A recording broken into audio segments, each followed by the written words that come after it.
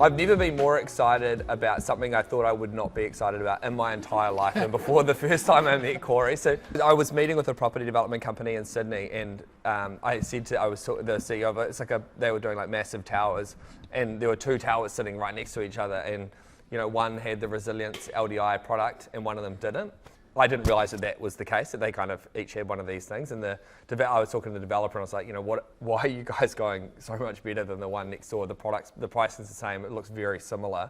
And he told me, that's when I didn't actually know it was you guys, but I'd heard about this concept of latent defects insurance for the first time, which basically means if you buy an apartment where the product is present, once the consumer moves in, if there's any issue with the apartment from a defect standpoint, the consumer's protected. There's a lack of trust right now between the consumer market and the property development sector, and in some cases for good reason, unfortunately. What you guys are doing, I think, is like a practical thing that the private sector, an example of a practical thing the private sector can do. So would you explain a bit about yourself and Resilience Insurance? Yeah, absolutely. I mean, that was phenomenal, like you were just saying. And some of those parts resonate really strongly with what we've seen and what we've been involved in over, I'll say, the last 5 years. So this is an overnight success that's taken 10 or 15 years to put together. But it's great to see some people get excited about insurance. It doesn't happen often. But no, nonetheless, what we do is we've basically brought a product to Australia that's existed around the world for decades, never existed here. And when we look at where property and housing is sitting, we have significant problems, as you alluded to. We've got significant problems moving forward in how we're going to house new entrants into the market in Australia. So a couple of stats and those sort of things. Being an insurance guy, I love numbers. So, last year, we produced around about 139,000 dwellings in Australia, new dwellings. If you take a really rough number of 3 people per dwelling, which is over the odds, it's a bit below 3, but 3 people per dwelling, you've housed in new property around about 430,000 people. Population grew by 630 last year. So we're behind already. And it's not as though there was like a high rental vacancy rate before that. It was about just over 1% prior to that. Exactly. So it's not as though the 200,000 people had somewhere to go. So the problem is getting worse. So when we look at the problem statement, as you've indicated, it's incredibly complex. There's so many different areas. In the building and property space, we're also hamstrung by a position where most of the building regulation is under the federated model, so every state does their own thing. So back in 2017, Brom and Weir from Melbourne and Professor Sheargold wrote a report after the Grenfell disaster, and then Opal in Sydney, which was probably one of the biggest media beat-ups I've ever seen. I've been to Opal many times. It was never at risk of collapse. It had problems by all means, but it was never at risk. And it created positively a change where the government brought out a point of how are we going in Australia in terms of defects and the reliability of property. We need to build more property, we need more homes, we need more buildings, more apartments. How are we going to do that given that the consumer market is completely out of the loop in terms of confidence of what they're going to buy? So you don't need to be a rocket scientist to work out if you turn up to a range of properties on a Saturday for inspection, people are looking at the old property because they trust it. They know what they're investing in. They have real problems with buying new property off the plan. And that's because what we were building was pretty poor.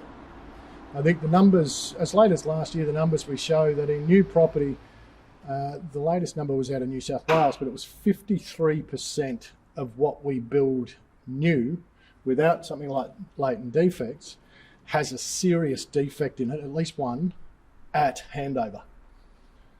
Right. There is no insurance protection for those buildings. So when you buy that, you pay your deposit off the plan, it's built, and somebody sits there and says, all right, well, I'll make sure that it's built properly. And the good developers, and I mean, there's a lot of them, if you talk about Mirvac and Stocklands and these sort of guys, they're great, right? They will come back and look after their product. But too often we have a position where we're saying these consumers are unprotected. So their only recourse as a group is to litigate. That takes years and hundreds of thousands of dollars that they don't have.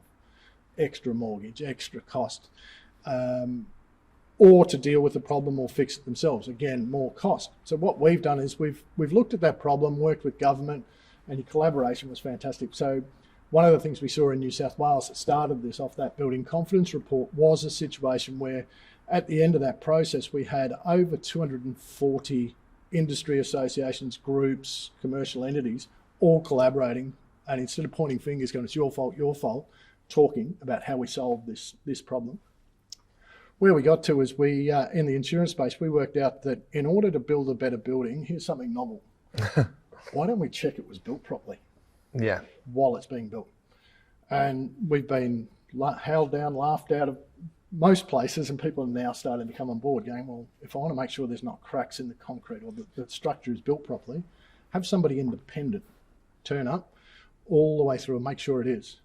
And you can't insure it, it can't be handed over until it's signed off by somebody independent that it is done properly. Supporting that, let's say we get it wrong and we miss a defect. We provide a 10-year insurance solution for the cost of the building against any of those significant defects, so the consumer is not out of pocket.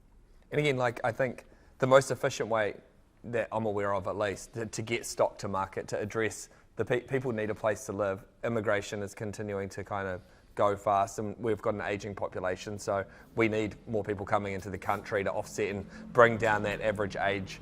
But unless we can kind of have an efficient pipeline of new product coming to the market, we're going to continue to have more and more people experience the issues that Carla's talking about. And so I think what you guys are doing is could not be more on the money.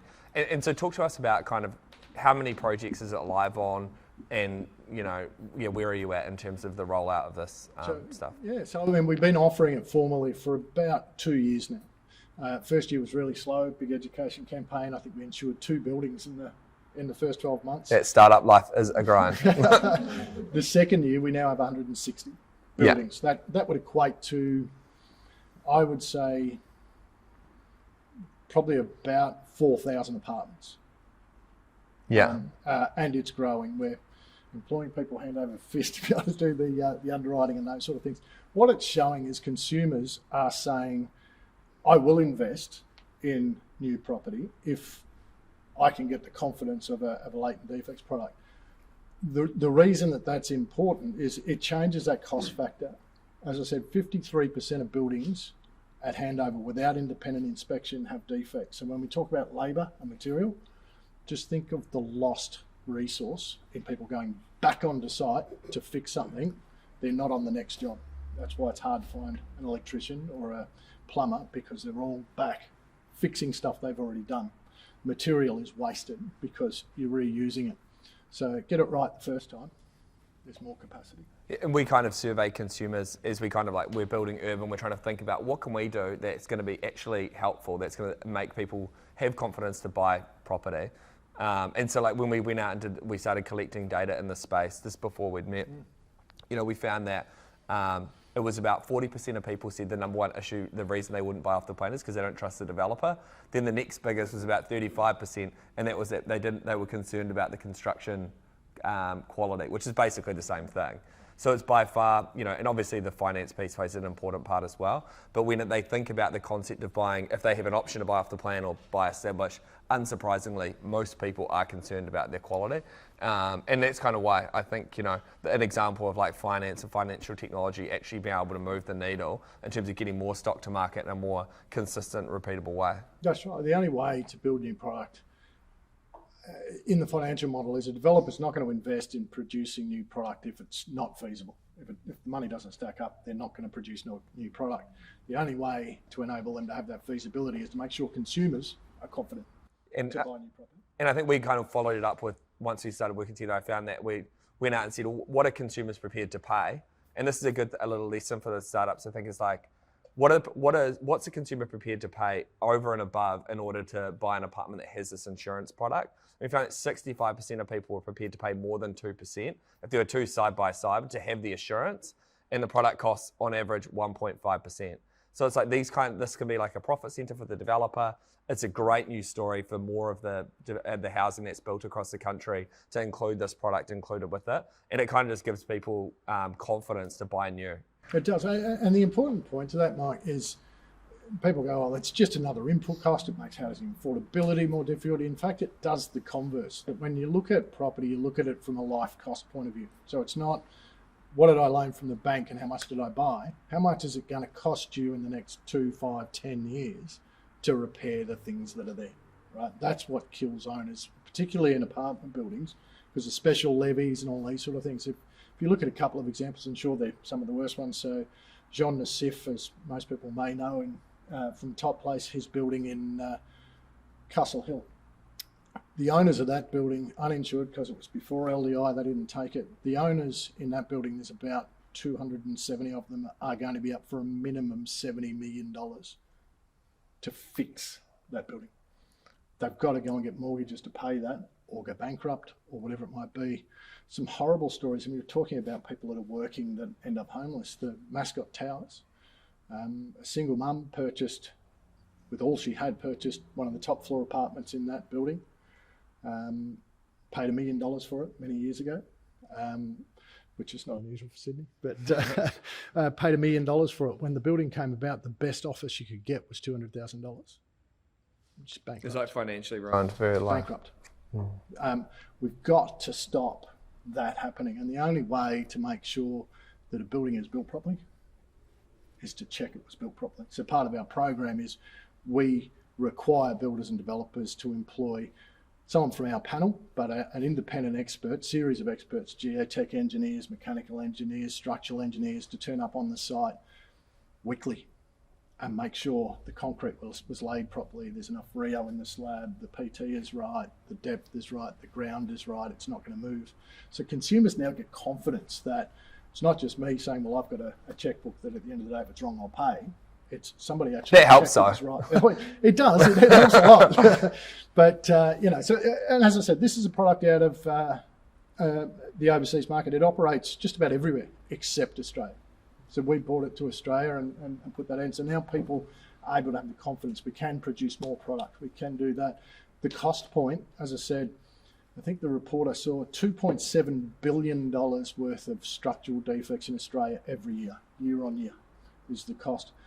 That's dwarfed by the cost that owners need to pay in those stratas to lawyers to go and litigate and sue to have that happen. Just silly money that can be avoided. Well, I'm pleased that you guys are in the market. I'm, going to make sure that every consumer knows that this is the thing that's available. And so thank you for being part of the solution, man. It's awesome.